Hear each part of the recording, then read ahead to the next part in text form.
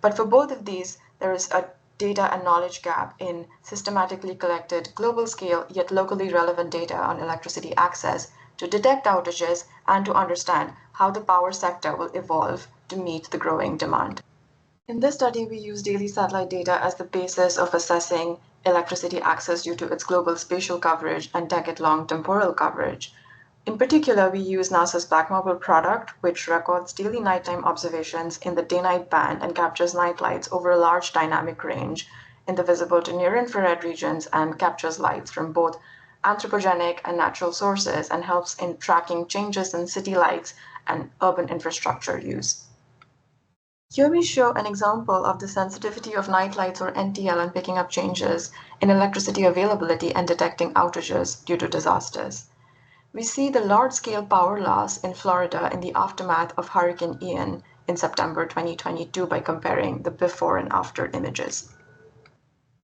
With Black Marble nightlights, we're addressing two broad tasks. The first is electricity access, which is noting the date of electrification at a 1 kilometer resolution globally to identify regions with access gaps. In the second task, we look at electricity reliability, which is the intermittency of the nightlight time series to determine the uncertainty in the unmet energy demand in regions with access to electricity. The second approach is a time series-based approach and also monitors power outage and recovery in the aftermath of disasters. Particularly for the second task, we have to analyze a 10-year plus time series across various urban profiles globally. Given the volume of the data and complexity of the task, it requires computational advances. Specifically, we use machine learning to build our time series models. This is generalizable to geographic and temporal variations. Our models are also unsupervised so that it tackles the scarcity of high-quality labels, and it gives a decision confidence for building data trust. For reliability, the time series learns a data-driven model describing the relation between NTL windows by assuming high similarity between successive time steps. The model learns to predict NTL in an output window given the NTL observed in the preceding input window. To learn this model, we use neural net architectures that are successful at handling sequential data, and the model learns the input-output dependence by sliding over the pre-change baseline NTL, resulting in trained models. We train multiple sequential architectures and derive an ensemble prediction from the weighted average of the individual models. Once trained, the model is applied to new incoming data to predict expected NTL based on past knowledge and detects deviations or drops in observed NTL from this model prediction to identify power outage as well as electricity intermittency on a daily scale at a 1 kilometer resolution.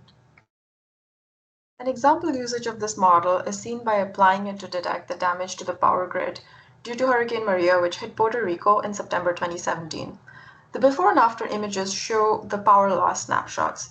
The time series, on the other hand, captures the rich variation of NTL radiance over time and shows the unstable grid behavior and the prolonged outage that lasts several months after Hurricane Maria's landfall. We see the high prediction error between the model and observations after the disaster, and that helps in detecting the grid instability. Similarly, we apply this model to the Hurricane Ian case and compare the model prediction with observed NTL to detect any possible outage. Hurricane Ian also shows a high reduction in NTL, as we see from the time series, and a high time to recovery. Our time series method allows deriving several metrics related to the change, such as detection of changes, the severity of the change, time to recovery, rate of change, and decision uncertainty. These essentially help in characterizing the NTL trajectories. The models are also adaptive and globally scalable, and thus can be applied to any location to derive these statistics at a 1 kilometer resolution and are relevant for understanding power outage frequency, and grid reliability. As our next steps, we're working on improving the models and disseminating the NTL monitoring approach, first through a Google Earth Engine tool as seen here in the figure over Puerto Rico. These are very simplistic models and are just going to be baselines in the Google Earth Engine tool. And we're also working to integrate our neural net-based detectors in the Black Marble science team pipeline. We've also generated several data sets on electricity access and quality and are in the process of publishing them in open access repositories. With these tools and datasets nearing completion, we're looking to support and inform a wide range of applications such as disaster mitigation studies, electricity availability, and its quality, urban infrastructure use. As the models are agnostic to the type of change, it's also effective at monitoring urbanization, socioeconomic conflicts, environmental justice applications.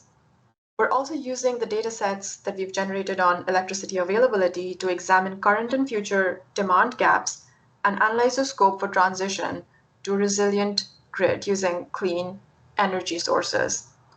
As these models have a wide range of applications, we're very interested in collaborating with different research teams and stakeholders.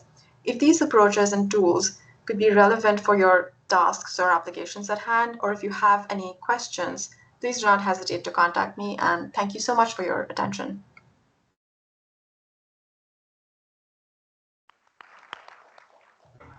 Hello.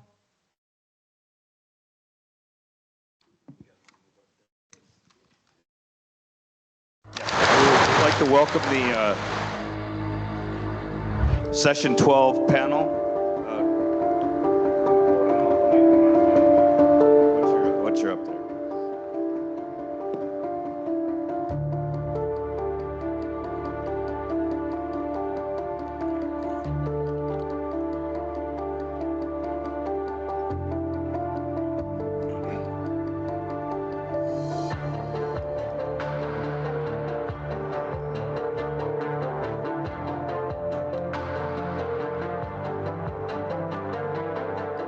Education is not focused in creating a better society anymore. It created a new platform for people to achieve more money, better jobs.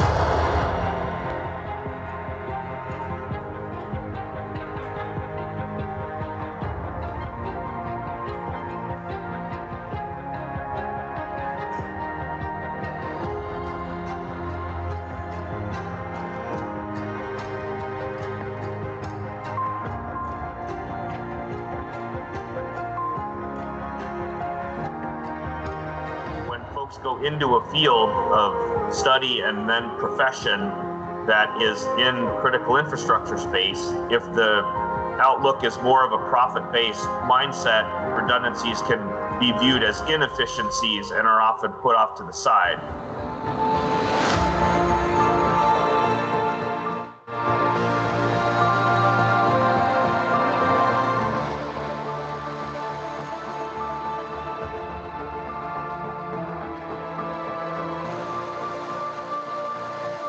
Is a lot more flexibility in maximizing profit when you're in a sector where it's something like consumer goods that people can kind of take or leave, but they really can't take or leave whether they have electricity or water or food.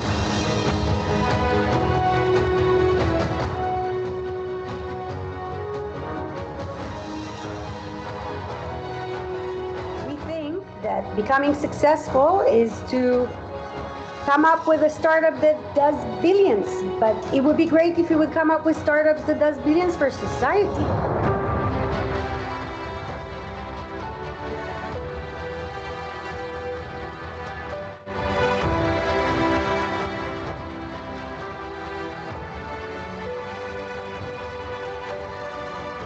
To want to make a decent salary and have a good quality of life, but where your quality of life should come from is knowing that you are providing something important for your neighbors, your family, and your community.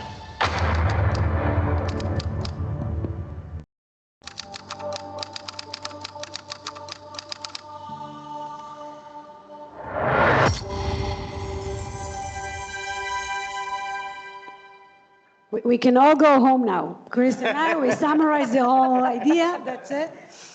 Education is very close to our heart, and this is why at EIS we collaborate with the best. Yes. And we do believe in education, and we think that if we start from a very early age, we have a result of people like us that are sitting here and they care. Absolutely. So as Chris said, we save the best for the last. I feel like asking people to get up and dance a little bit. Because it's been wonderful. Yesterday was wonderful. Today is wonderful. We've talked about a lot of things in this fairly hyper-complex world we live in. And education has been mentioned a number of times, skills and so on. And I would opine that the human talent and education is probably one of the most critical aspects of what we are trying to do here. And so I am not so sure about the best till last, but let's assume so. But I'd like to see a few more smiles, because this is the last panel. Way. Okay, so just to say that at Imperial College London, we are establishing a new center. It's a center of excellence here. It's a center for active resilience and security, the aptly named CARS.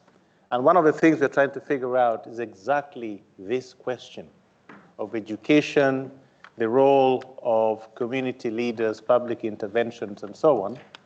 What's the approach that we should adopt to training and educating the human talent? So to us, this is a big deal and comes at a very, very opportune moment, given the deliberations we've been undertaking till now. So we would like, as a panel, for this to be your session. Not that the other sessions haven't been yours, but let's make this one more your session. So we'll be coming to you very, very quickly. But let me give my colleagues the opportunity now, 1 or 2 minutes, for you to get to know them. So please talk to the delegates and introduce yourselves. Let's start with Helen, please. Thank you, Washington, and thank you, everybody, and sticking out to the last session, because I'm sure that you're all slightly ready to go. So let's try and make it energizing and interactive, as I said. So I'm Helen. I run a national charity, quite small, located in the East End of London, called the Young Foundation.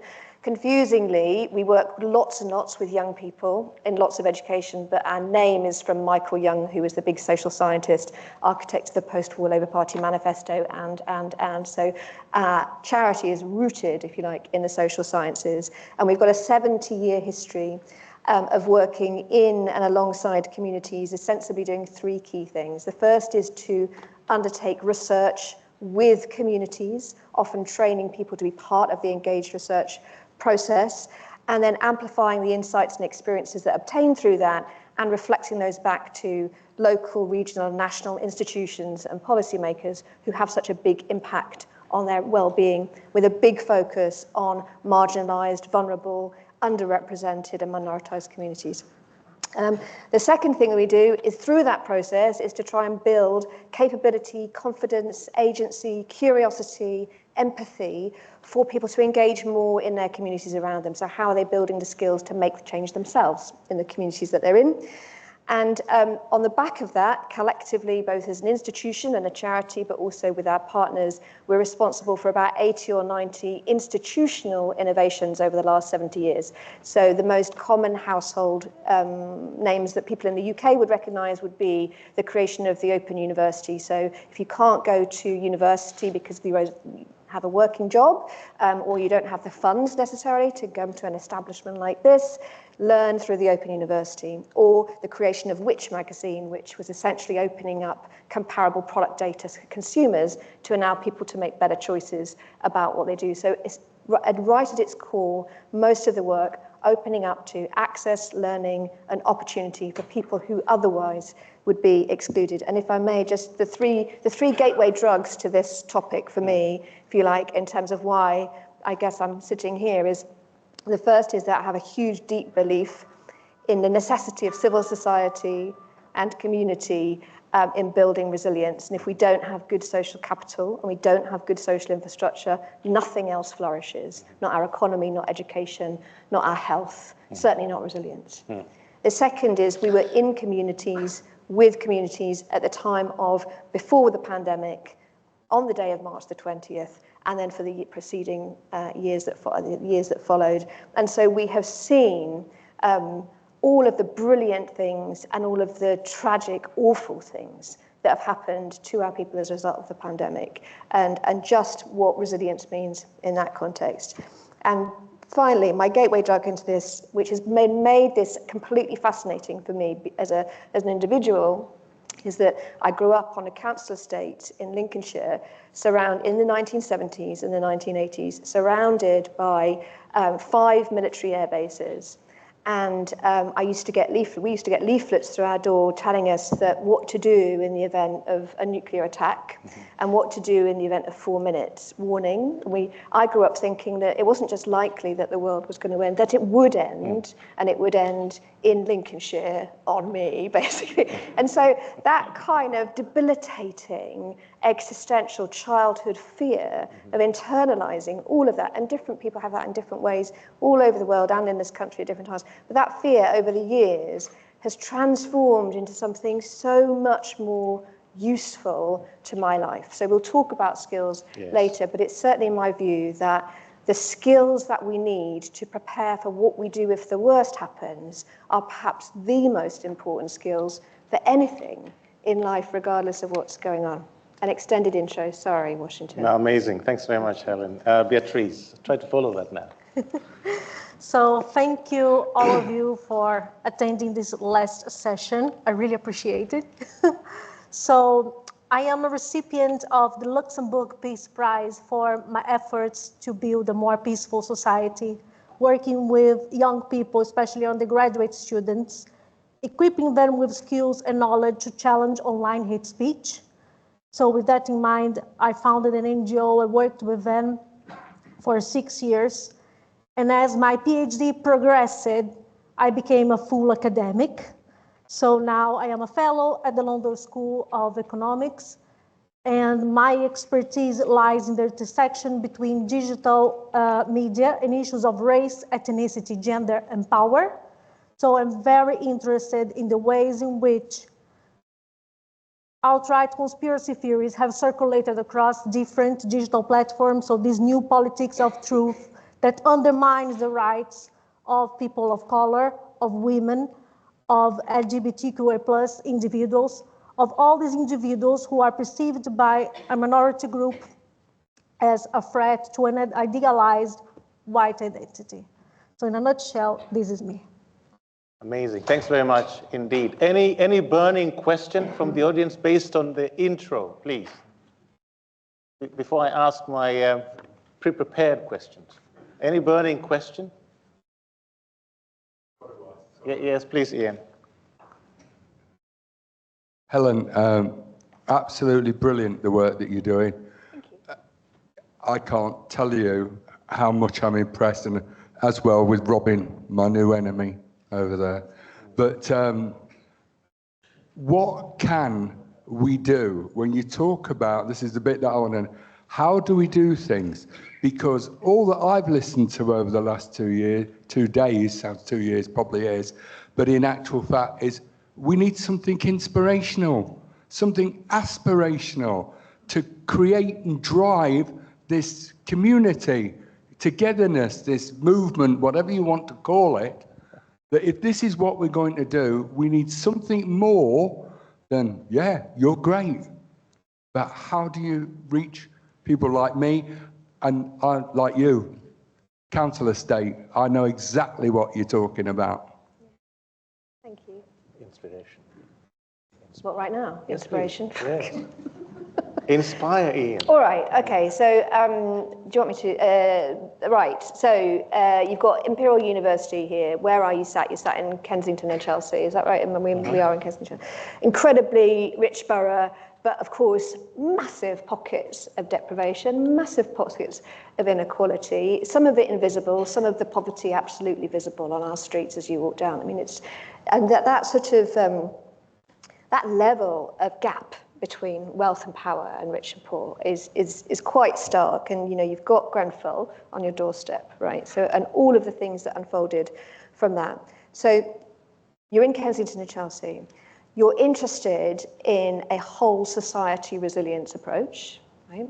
You've got phenomenal resources here, huge brains, but I can't remember if it was Peter Hennessy, like really sort of was quite fearful of the clever chaps theory, that if you just get a few people in a room, you'll be able to sort it out. And what we know about complexity is that it's messy and complex and interactive and social and unpredictable and requires lots of different people to make change. So I guess one of the things that I was thinking about coming into this was we've been quite involved in the civic university movement, the sort of, you know, pioneered really by the late Bob Kerslake so brilliantly of what's the role of a university in addressing that. So if you're an excellent university, why isn't your community 100% excellent? What's your responsibility to your local place? So if you think about how you could be what is the role of Imperial to be a civic resilience building laboratory, which is working in engaged scholarly ways with your communities, with civil society, with businesses. We talked yesterday a little bit about the problem of coordinating scenarios because there's no point doing a scenario with one industry or one business because if no one else is doing the same, you've got no way of understanding what that cumulative sort of interaction would be. So what about some real living laboratory experiments in cross-sector collaborative ways with the academic rigor of Imperial, all of it's the state, but fundamentally engaging with civil society in a completely different way. That's what I would do if I was at Imperial. So Ian will be aware of the work we're doing in White City. You've been there with the local community. Well, here, isn't it? Exactly. Because of our conversation. So it chimes very well with what Helen is saying here. Amazing. Sally, at the back. Is there a mic? These are classified as burning questions before we move on. Yeah.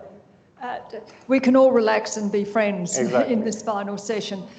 Look, I think the way forward is exactly, unfortunately, the PhD student isn't with his computer at the moment, but could I suggest that we actually also change our mindset gear? We've had a demonstration of a PhD approach using avatars and totally new ways of communicating through with young people.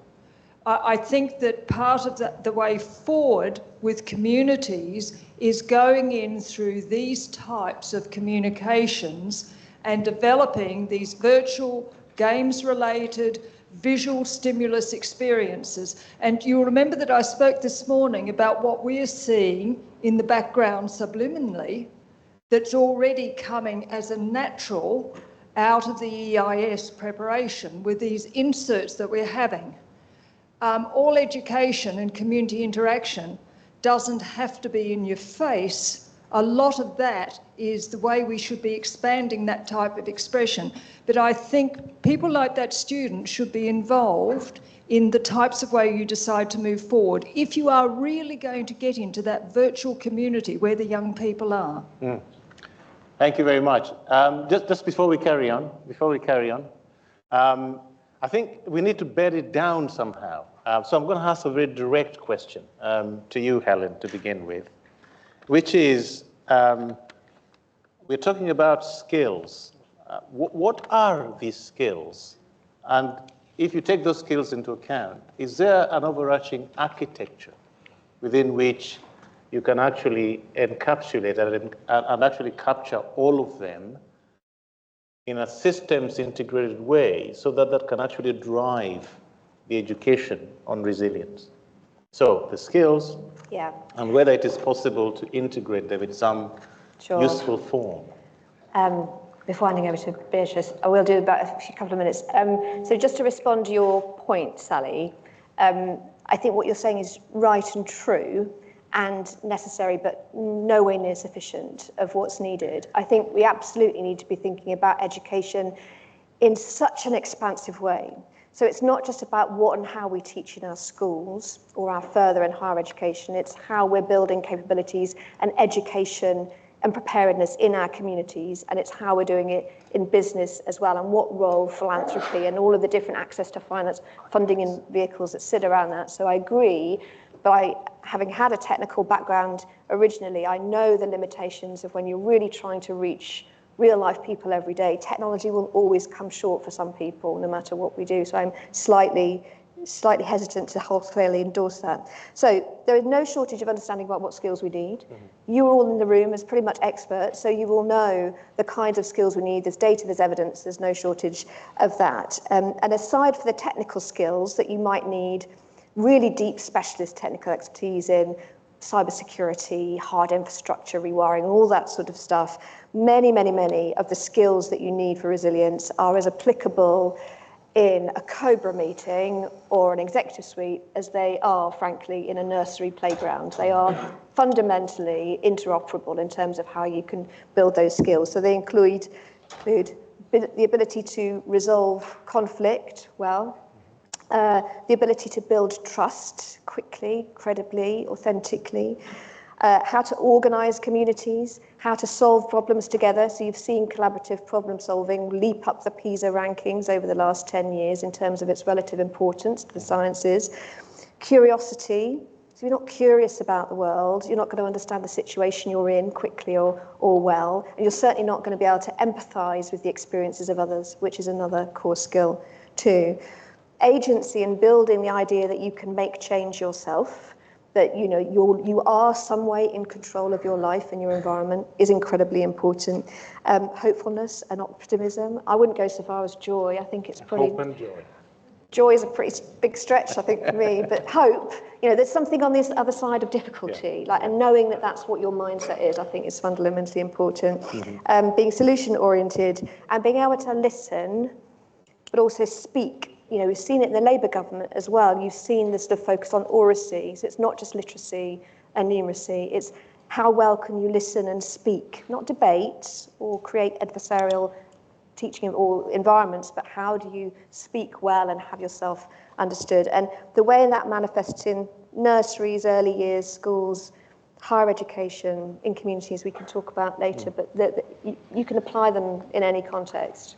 Very nice. Thank you very much. Hi. Lisa, please. It's Lisa Bascott again. This morning I mentioned the work that I am doing within policing and frontline private security work, and as part of that work I work with British Transport Police on their police race action plan, and the stream that I work in specifically is looking at disproportionality, so over policing and under policing in certain particular areas. So we look at, again, specifying violence against women and girls. Now what I want to ask you, Beatrice, is that obviously you're looking specifically at some of those marginalised groups. One of the difficulties across the board that we find is accessing data, getting people, what can we do about getting, for example, more women to report sexual assault, etc.? What can we do about young black girls within communities absolutely coming forward and talking about domestic abuse? How have you overcome some of the challenges that you must have faced in the work that you're doing in bringing out those stats and getting people to come forward and help you with your work? Thank you so much for this question. Very touching. I would like to say a few words about this, but before, I would like to invite you all to reflect on something. This conference, the summit, we covered different aspects of resilience. We talked about financial resilience, environmental resilience, energy resilience. Now let's take a few moments to reflect on individual resilience. And why am I saying this? Because in 40 years, in 50 years, we will not be here. Who will be here will be the students, our children, our grandchildren. And my question is, are they prepared for all the risks that we know that are coming, that are right now? Why am I asking you this? Because young people live in a very peculiar moment right now. At the same time that they are aware of these risks, aware of cybersecurity, aware of the surveillance, especially when it comes to some communities, they are aware of climate change, and they are very afraid about this. They feel that we failed them. They do not trust the government. They do not trust, many of them, do no longer trust in democracy. And then, what is the channel that they have to express this resentment? Social media, the internet. So they go there. And then, how they can process these things? They have two ways, three ways, let's say. First, they may find some sense of longing, sense of purpose with extremist groups, with these groups that say, come here, let's fight the system, let's get rid of immigrants, let's say like this, if we're talking about the far right. They can get depressed, overwhelmed, they don't know what to do. There is no way. I'm here just a student, what am I supposed to do? They get very stressed, anxious, and this is reflected on their grades, this is reflected on their life, and very often it affects the family, and it may affect the community. Third, they can use this to build resilience and lead change. But this is a very small proportion right now. And why is that a small proportion? Because we don't have right now this whole of society efforts that is needed to empower these young people to lead change. I'm very happy that somebody mentioned inspiration. That's what we need. That's definitely what we need. We need to inspire young people to channel this energy, to drive change. We need to listen to them. We talk about universities. I am an academic, I teach students, but I would like to see universities change, because right now with artificial intelligence, we will have to change. There is no longer space for teachers that used it to be 50 years ago, just lecturing. No, we will have to listen to our students. We'll have to provide them with a space to express their ideas, come up with strategies, implement these strategies. How are they going to do this? If we, as academics, if we, universities, work in partnership with civil society organizations. So then, through these partnerships, they can implement projects. We have funding. They can scale up their ideas. And then it comes policymakers who start implementing this from the ground, starting at schools, opening venues for these young people to express their ideas with the politicians, making them feel part of the democratic process, because they do need to feel part. If they do not feel part, from my research, I don't think the future is good. So when it comes to resilience, peace building, education, that's the connection. They are totally, especially now, connected. The time is now. I mean, this is it's a very, very important point being made here. We talked about the Human Continuity Project earlier on. Are our young people prepared? Are they prepared? Are we training them? Are we introspecting as education providers and looking at ourselves in terms of the change we need to make in line with the changes our young people are going through as we speak today? Comments, please, on this one. Yes, here, and then we got the back. Are our young people prepared? Are we training them in the best possible way?